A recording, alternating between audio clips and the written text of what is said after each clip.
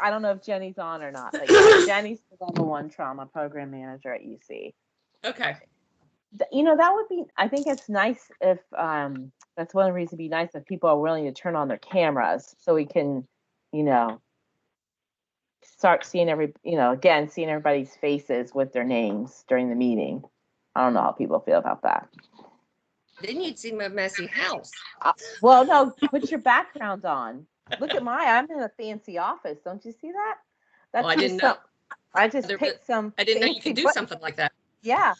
Oh yeah, just pick some. Like somebody said, did you get a promotion? I'm like, yes, I have a corner office provided by. I see background effects. Okay. Provided by Microsoft Teams.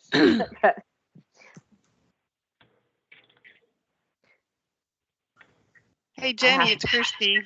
How's your mom? Oh, she's doing better, thanks. So she's still having some pain, but I got her to rehab. Yay.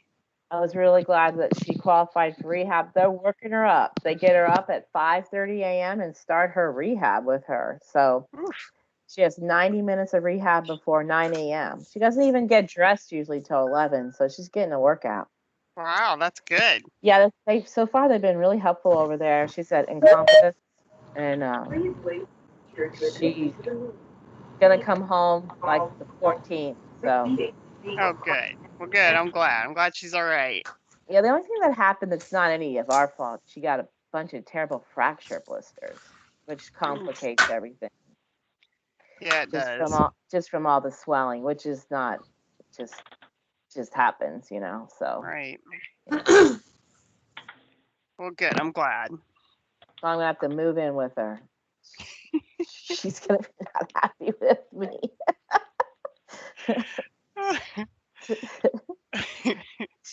It's just me and two of my mom and my grandmother's 98. Oh my gosh. Wow. You got good genes then. Good genes in the family. All the men couldn't take it anymore. That's funny. Thanks for all your help, though. I really appreciate it. No problem. Anytime. Helps when you know people, doesn't it? Yes, it does. Hey, Diane. Heidi was asking if you wanted her to take minutes for the level 3. So I figured I'd throw it out there really quick because I don't think we usually take minutes. No, we don't usually have an organized way of doing minutes. So yeah, if somebody would like to, hey, I'm all about it. I'll text her and let her know because she's wanted to know if she would hop on. So I will let her know. Look, Barb, you got a nice background. Wow, you moved rooms. You must have got a big raise too. You're so mobile. Oh boy. All right.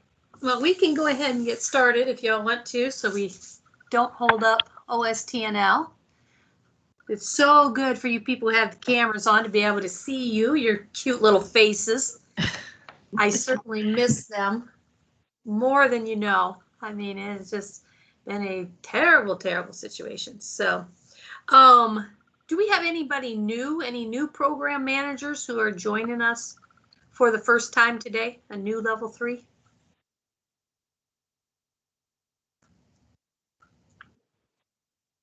All right, just us moldy oldlies, huh? Okay. All right, very good.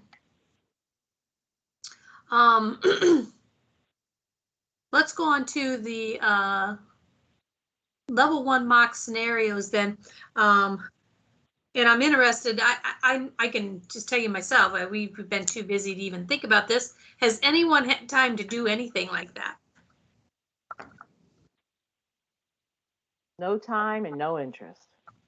I'm trying to get people motivated again.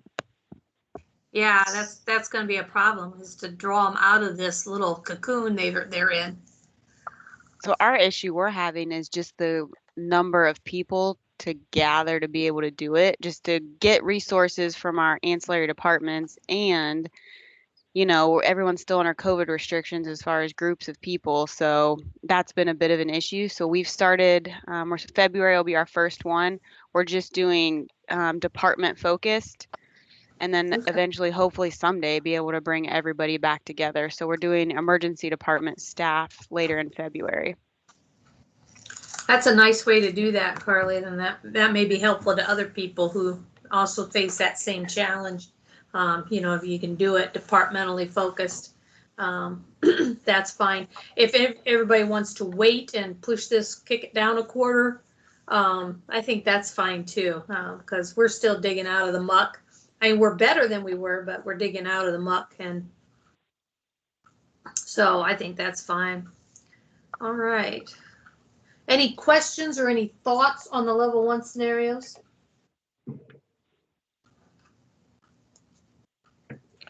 We have one scheduled in February, and we're doing it with EMS. So we're actually, our EMS coordinator is going out with the EMS group and doing kind of a critique of their processes too, and then they'll bring the patient in, and then we'll continue on. So we had one scheduled earlier in January, and we canceled it because it was so busy. They would have slaughtered me if I tried to do that. That's another great way too, is to incorporate the EMS into it. So fantastic. We've just gotten down to doing 2 a year. And I think that we can use the one that we had from last year as number 1. And then at some point through the year, we'll discuss another one. How do we create another one? What is the focus we'd like on it? So, all right, very good. I think next on the agenda is talking about Nifty. And for those who, I sent out a PowerPoint late yesterday that kind of discusses this, and I know we talked about it in a previous meeting. Thanks. I know we talked about it in the previous meeting, and but I just wanted to touch base again. I think this is an opportunity for level 3s, especially to take this on and kind of see what we think. But basically what this is right now our methods of over and under triage are based on Krabari grids, which are good. They definitely help categorize patients as far as injury. However, they don't really help much with acuity. And we all know we have that patient that comes in we know is critical. As level 3s, our job is to get them in there, especially the smaller level 3s, get them in, resuscitate them, stabilize them, get them out. We may not do scans to see what all's wrong with them. So when we go to triage that person, or excuse me, to Krabari that person, we're going to get an ISS less than 9 most likely. And here it's this very critically ill patient. So what NEFTI does is it stands for a need for trauma intervention, is basically what it stands for. And these are the two guys who talked about it at the TQIP thing conference, where they first heard about it in 19. It's just starting to kind of funnel out to where we think maybe we could do something with this, and it would be a combination thing where you use Krabari and then add this in. So this is the Eastern region. They kind of did, that's the criteria right there. And basically the interventions that would make your patient NIFTY positive would be if they got blood within 4 hours, would be if they went straight ER to OR within 90 minutes, if they went from ED to IR, if they went to the ICU and were there for 3 days or more, and then if they died. Those 5 things, now that's your basic NIFTY criteria, is what is used to score a patient. And so basically what happened is Danielle and Olivia looked at their region up there and kind of redid their numbers based on, out of their Krabari numbers, who would be NIFTY. This here they did by destination, basically, or disposition. of where they went. And you can see the difference in some of the nifty positive values. But as you keep going down a little bit there, Alex, there we go. This is a nice view of what it did when they just did that piece of it. Is it actually dropped their over triage rate tremendously. Because like we said, we know we have those patients that are bad, but we're not going to take the time. We got to get them to definitive care. And so it did a great job of that. I'll go ahead and flip it. This is the biggest problem with these are the conclusions they came with, is that ISS measures injury but doesn't measure acuity. And so it promotes a over triage rate. So when you have patients, they were able to pinpoint patients who were nifty positive actually had worse outcomes and an increased odds of mortality. So it helps to get those. So this is kind of what their process of what they did. And then they just broke theirs out. And they looked at 2018 data, but they broke it out by their highest level activation, their second level of activation, then a consult, and then no alerts at all. And broke out how Kribari was. So they had to do that first. Then they started adding in these nifty criteria. And they ended up with like 48 of their patients got packed cells in 4 hours. Well, that tells you the patient was not good. 36 of them right straight, boom, ER to OR. So this kind of tells you how that breaks out. And what it basically does is takes those people out of the over triage category and improves your over triage rate.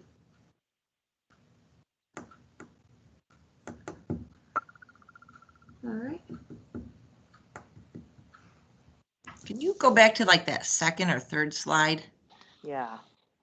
From the very beginning? From the beginning. Yeah, I'm sorry.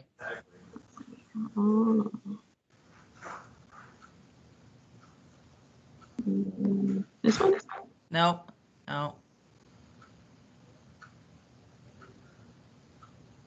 Earlier than that? Nope, keep going. Maybe.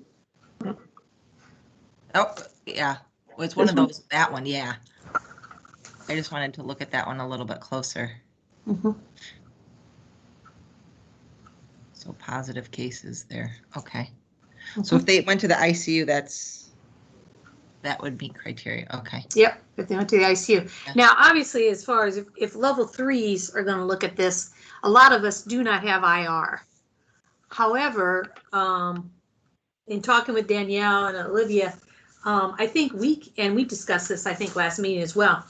We can take that criteria out and put in that criteria transferred to a higher level of care.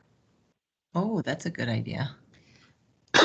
That's more fitting for a level 3. But it would be my suggestion, and I just need your guys' opinion on it, is I think that we should pilot this for level 3s. That's a great idea. And I think we should use 2021 data, okay? Because 2019 is kind of old. 2020 sucks. So let's go 2021, just start with fresh data. And as we're doing concurrent Kribari on things, add a next step, just one more additional step, and do your over-under triage with Kribari, and then add the nifty criteria and see what that does. Okay. One thing real quick. So if somebody goes to the ICU and they don't stay there for 3 days, then they would not meet it either. I was going to ask you guys that. In my opinion, that's for a level 3, that's pretty big, isn't it? Give me your opinions on that. Yeah, I think that's, I don't know. I would say They don't usually stay 3 days. Right. I would say either we go just flat admission to the ICU or admission to the ICU for 1 or 2 days. What are your guys' thoughts? I think Well, if you just do one What day, if we're that being would be the day of admission, so. Yeah, I like either a flat admission to the ICU or at least 24 hours. I wouldn't say any longer than that. I'd say just flat admission to the ICU, but I'll do, but whatever. I agree with everyone, 3 days. We might have So another I think issue. it's Shannon, a good criteria. Say that Just a again, question, Shannon. if a patient is admitted to the ICU for reasons other than trauma, though, because we often have patients being admitted for medical reasons, but they have a True. traumatic injury. Yeah, but those are the ones that you want to watch because they do have those medical reasons. You know, right? Well, I'm saying, like, I got a patient that's septic and they fell and they broke their wrist and they're in ICU because they're septic, not because they broke their wrist. Right. I think that for all these criteria, that one in particular for the admission is, it has to be where the admitting reason is trauma related. It's because, you're always going to have grandma who had the syncopal event and fell and broke her hip, but she's in ICU because she needs monitored and to see why she had the syncopal event. So I think it has to be for that it's a definitive reason for admission is trauma. The other thing I would suggest is for the transfer piece, it has to be those transfers that are just for a higher level of care, not patient request. Correct? Oh, yes. Yeah. Agreed. Because we get a Yes. certain number of transfers that are, they've got their orthopedic here, or they've got, and those really are not the ones we want to look at in this case. All right. Gonna do for the transfer, sorry, real quick. Are we gonna do higher level of care or subspecialty not offered? That's what I was going to ask. Yep. Okay. I would say that is fine. All right, so our 5 criteria then is level 3s will be pack cells within 4 hours, to ER to OR within 90, patient transferred to a higher level of care or subspecialty not available, admission to the ICU for trauma reasons, and death within 48 hours. Does that sound okay? Will we count DOAs in that? Yes, death would be counted. Yep.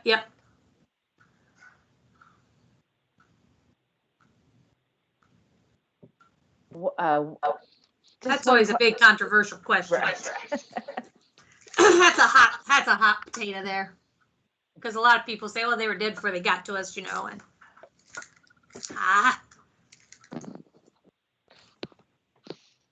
So I just have one question. You might have already answered this. For Danielle, for your guys' project, was it you did all the trauma centers in your region? Is that correct? All levels of the trauma centers, or no? I don't think Danielle's on. Oh, okay. that may be a question we'll have to ask OSTNL Okay. during OSTNL. Yeah. Okay. I was just. This is Andrea. I have a feeling that they did not absorb any of the level 3s. I could very well be wrong. I think they just did this for the 1s and the 2s. I do yeah, believe we should Andrea's probably right. verify Yeah. that. Okay. Yeah, we can verify it, but I think Andrea's right, because really when Nifty first developed, it is not meant for level 3s. Okay. Like so many things were never meant for level 3s, but if you've got an ambitious enough group, we can show them how it can work for a level 3. All right, so is everybody okay with the criteria? Do we agree on the criteria? Yes. Yes. Okay. One other thing was anyone surprised that they had no patients that went to IR from the ED for the level 1s and 2s? Am I reading that right? Was it that graph? Let me hold on. Like under triage and over triage? This one? Or was it the other graph? I was looking at where it says over triage and under triage on the bottom, like it's slide 13 and 14. Oh, yeah. Does anybody, I mean, if it's the ones and twos, that's where I mean, of course, Yeah. we're not going, but I just was surprised. Yeah, Okay. that's very surprising. I Okay. think that just in being other conversations more at a regional level, they had some difficulty abstracting that from the chart. Yeah, That's right. You're right. A different way to capture that. I don't remember how it is. That's Again, right. I'll have to verify that, but I think that's what that's all about, because obviously That was correct, because it You're wasn't correct. something that was put into the database. That's It wasn't true. tracked. Yeah, that's a new thing that they've got to add in. So, yep. All right, good deal. So now the question becomes, how do we get this data and where does it go? If we have someone within this group who wants to be the data hound, that's fine. I have a feeling if we ask Olivia, she's a statistician, that she may be more than willing to do our data for us. I know she created a Excel sheet where you just fill it in and it automatically does the calculations.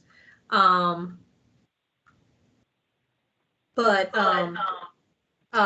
that's the next question of who's going to do this.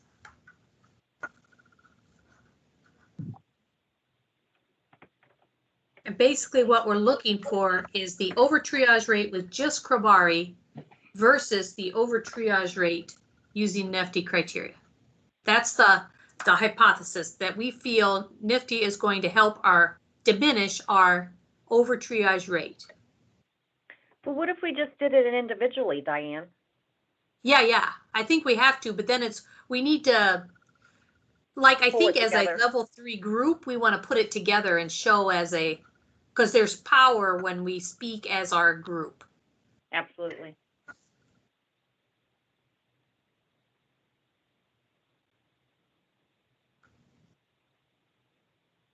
I mean, I have no problems talking with Olivia and seeing if she would be willing to be our statistician on this.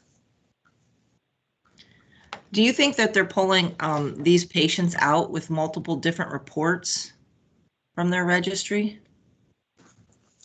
I how do you think they have tickers in their registry, and then some of it is just running detailed reports. Okay.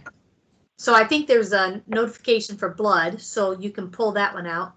The OR to ER, you can do a disposition Right. Detailed report and get that. Admission report, you can get the ICU cases. So I think that, and then the dead cases, you can just, whoever's outcome is D instead of an A, you know. So they're just pulling it, I believe, primarily out of detailed reports. Okay.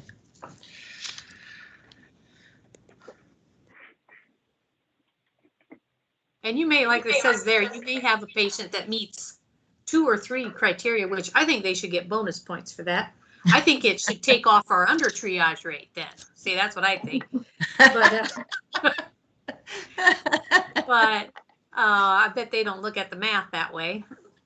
Usually when I talk to Olivia, she just rolls her eyes at me. But it will give us I think a better indication of what we're seeing, and because I think a lot of our cases that are, can be even the really bad ones, they get swallowed up in an over triage rate that we know is probably not accurate.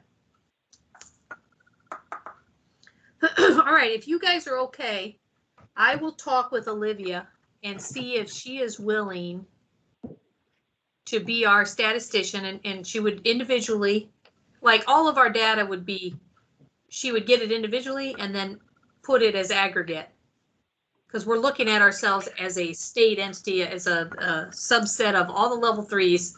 This is what happens when all the level 3s use this criteria. This is what happened to our over triage rate. So I'll have her, I'll see if she's willing to do that.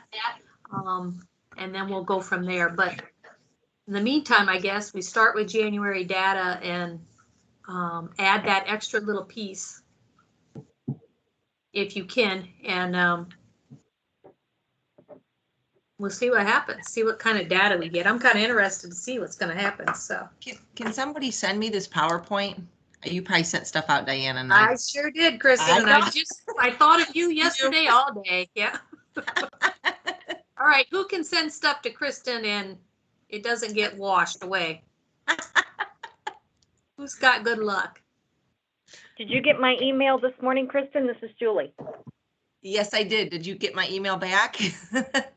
I haven't checked my email, but okay. I'll send you the stuff. Okay, better, Alex. I can get stuff to Alex. I cannot get any attachments to you, Kristen. I can get a regular email, but I've never been able to get the attachments through. So weird. I don't understand, and I don't know who to talk to.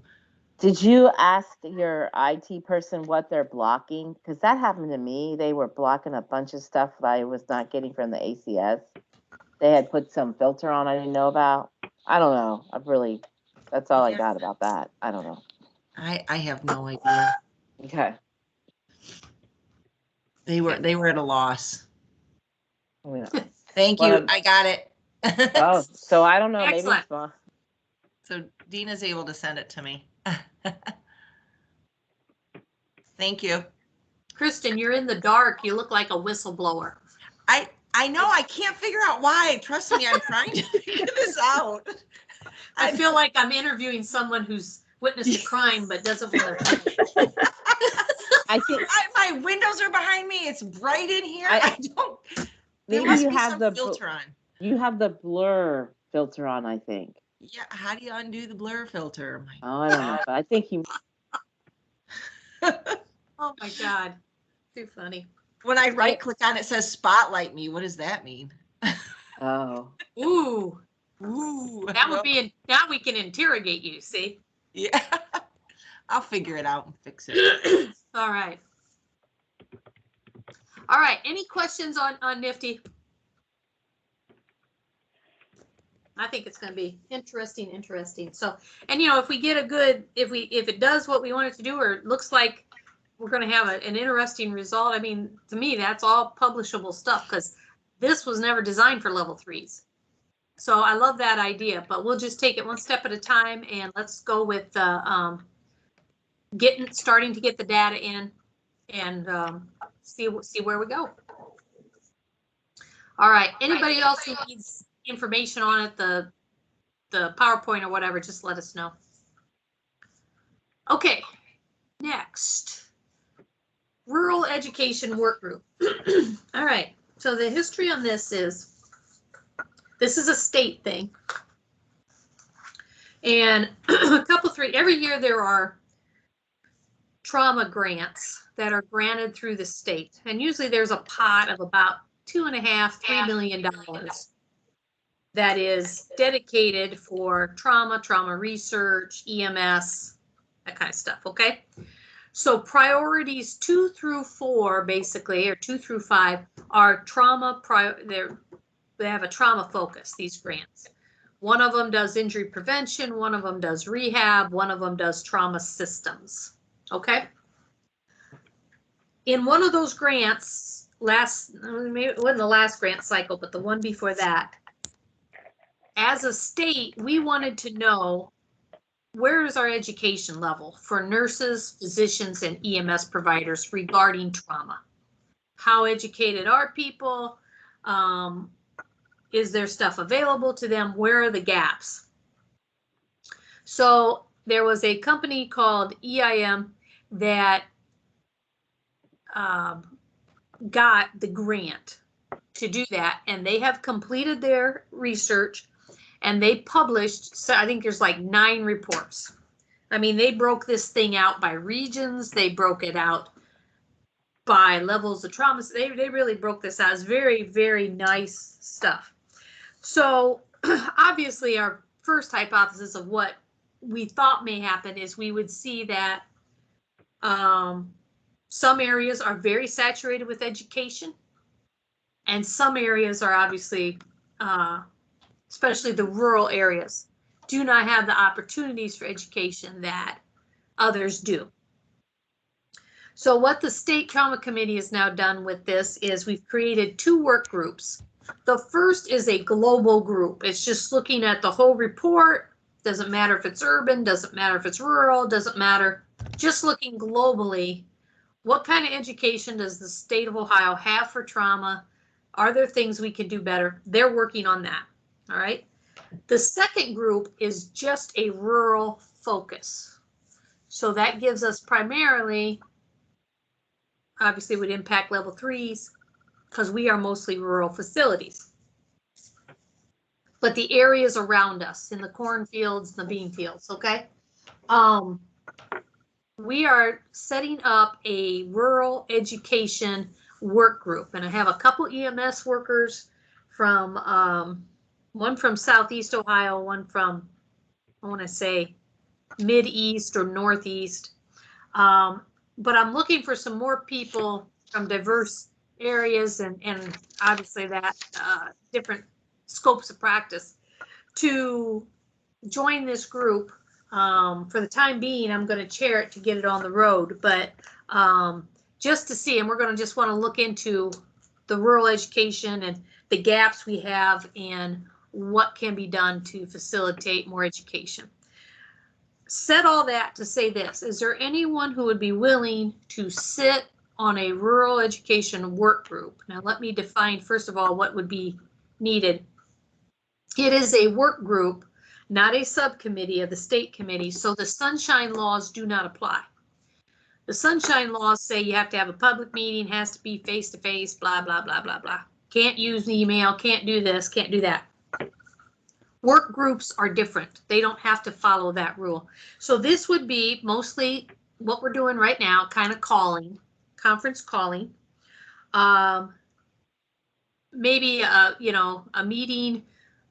Well, I don't know how often we'd have until we got started, but, you know, once a month, maybe every 2 weeks or something. I don't know exactly how often, but it would be a conference call thing. There's no travel involved. So no one has to go anywhere to be a part of this. And you can stay in your nice manufactured little offices you're all sitting in and just participate in this group and see what kind of ideas we came up with. Anyone interested in doing that? Diane, are you looking for physicians to volunteer? Yeah, I would I definitely. like a trauma physician or? Yeah, that would be great. I I would take physician, nurses, or EMS workers, any of that. Educators, could take educators. I'm gonna, if it's okay with you, I'll take this back to the surgeon, you know, the level ones, because you know we get rural trauma patients transferred in. I'll see if I can get maybe one of them. Okay. Was this something that Dr. Beltran would sit on? I heard him talking the other day. He is, he's doing the global group. Oh, he's doing the global group. Yeah, Okay. so this is the other group, the rural group, which I was more than happy to sit on. I really didn't want to chair it at the time because I seem to have enough irons in the fire, but this would mostly just have a rural focus. How often? Oh, go ahead. Sorry, Jen. No, it's all right. Go. I'll jump on. Who is this? Barb. Barb? Okay, thanks, Barb.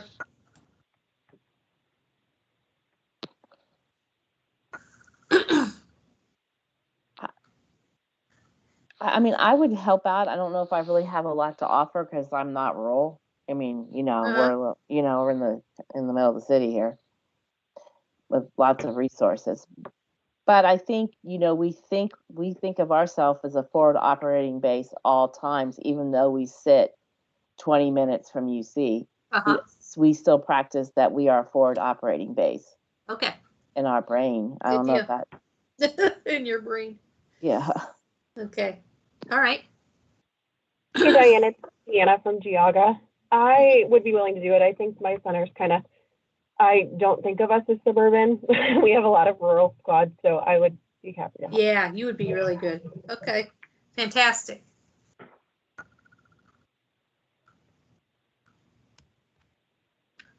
All right. Anyone else who thinks they might be interested in doing that kind of thing, just let me know.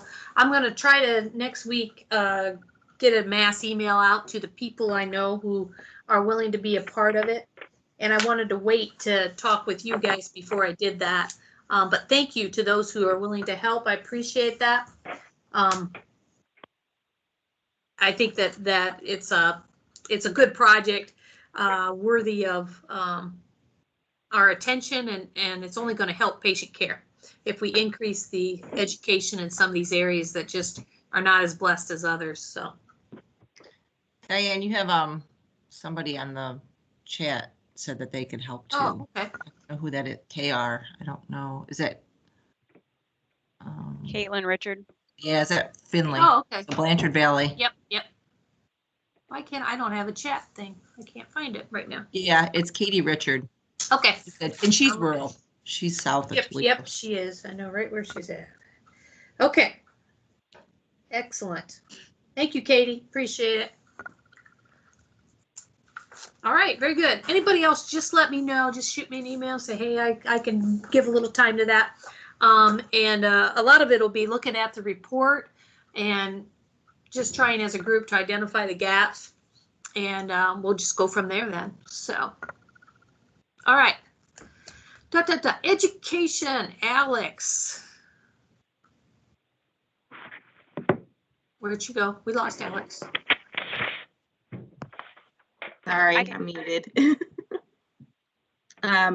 So actually, Carly, I'm not sure if you want to give the update. So we are in the process of transitioning chair from myself to Carly. So do you want to give the update? Sure.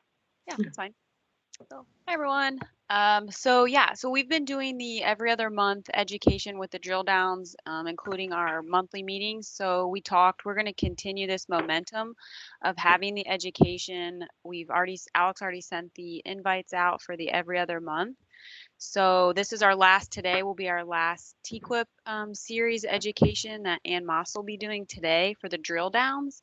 Next month for March, on the off month, we're hoping to have a spin-off about cohorts and developing your cohorts within your specific trauma registry databases.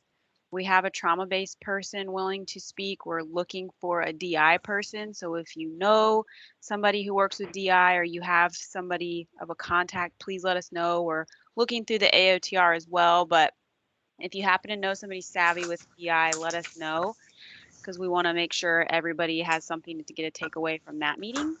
And then from March on, so April further on, we'll have the new standards book out where we'll then be reviewing chapters and questions for that as well.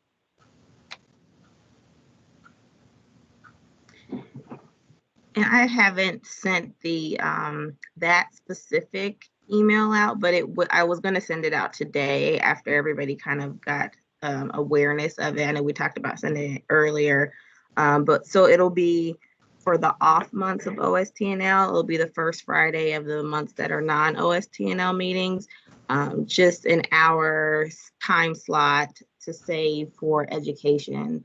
So after that cohort spin-off education session, we want to do, that'll be just a designated time for other topics, starting with hopefully when the new book will be out by that next one. So we can have that time to just go through the book section by section and do some education and discussion on that, and then pull in other topics as time goes on. We got a lot of really great feedback from the TQIP session, so we want to keep that going.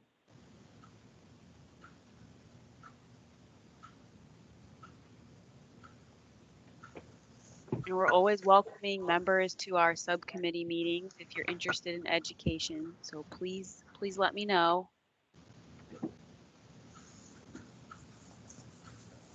Very good. Thank you, Carly and Alex. Appreciate it. All right, we can do round table. I'm going to start off with round table.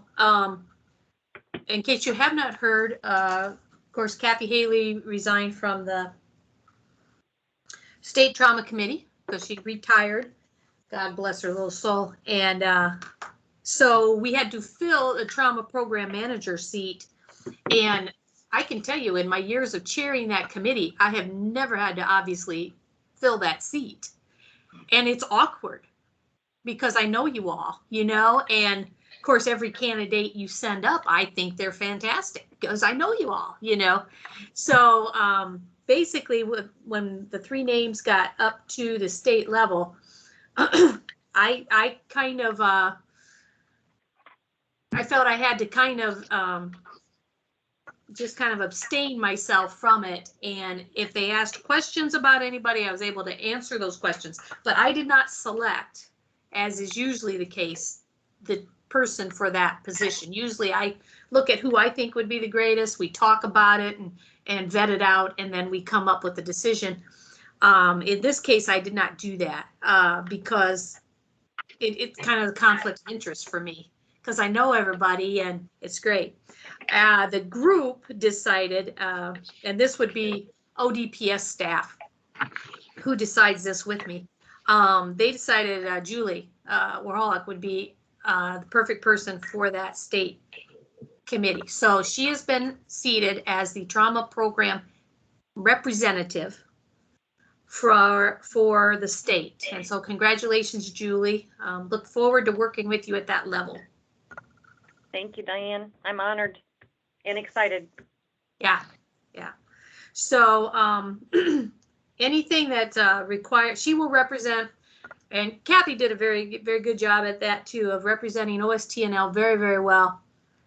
She could flip off her hat and recognize P's at the same time, but she was very good and very adept at that. I think Julie would do the same in the regards of representing OSTNL globally and then level 3s as well, and have that voice for the level 3s. So I just wanted to make that clear. I probably will also make that clear at the OSTNL meeting so that people don't think that Julie was selected because I wanted the level 3 person in. I don't want anybody to get that idea that I abstained myself from selecting this person. So, all right.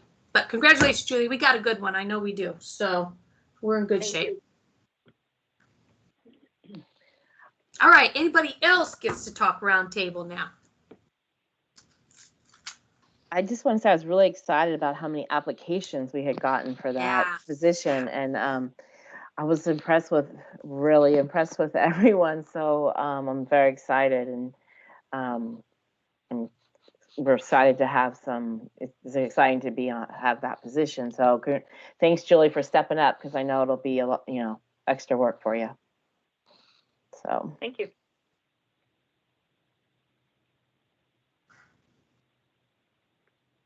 All right, anybody else?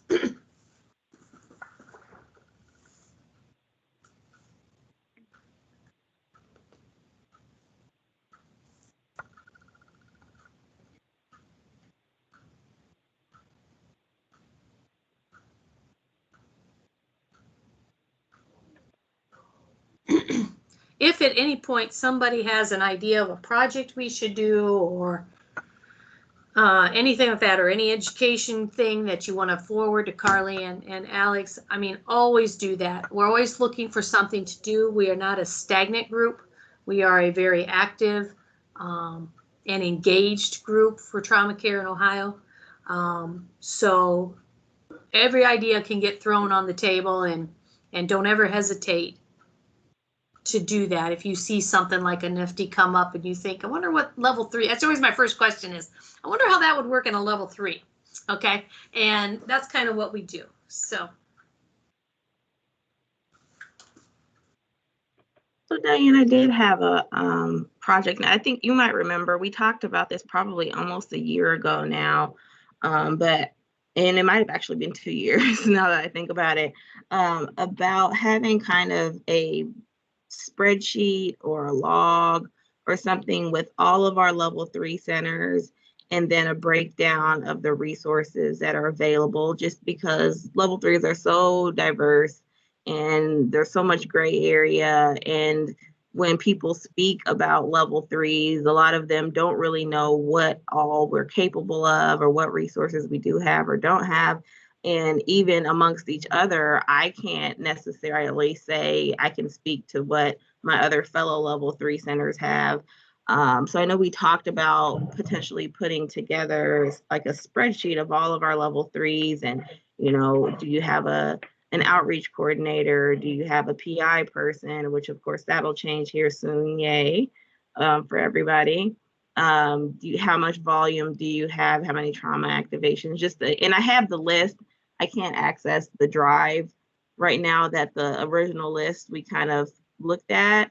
But I can definitely send it out. So I just kind of wanted to see like what everyone's thoughts were on that, if that's something people would be interested in just putting together, and it could be updated, every couple of years or so. But then that way, if people are referencing level 3s, and we can easily kind of have the pulse on what all of our level 3s kind of are capable of collectively, just at a glance.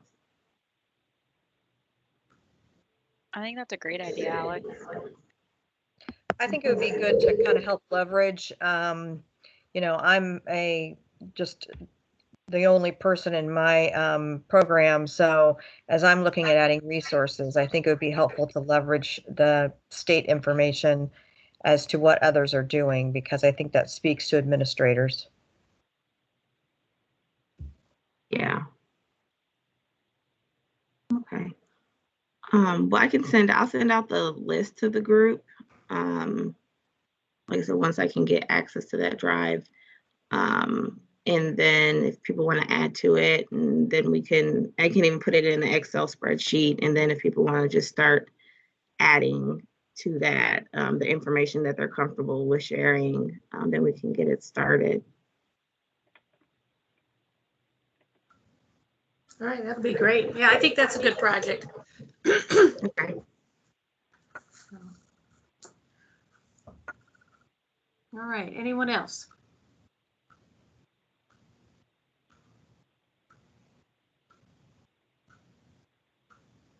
All right, well, we got a few minutes before our next meeting. So go get another cup of coffee, or get rid of the first cup of coffee that you had. And OSTNL starts at 10, right, Alex? Yep. All right. Thanks, everybody. Appreciate it. Appreciate your attendance. And I'll send something out about once I talk to Olivia, I'll send something out, let everybody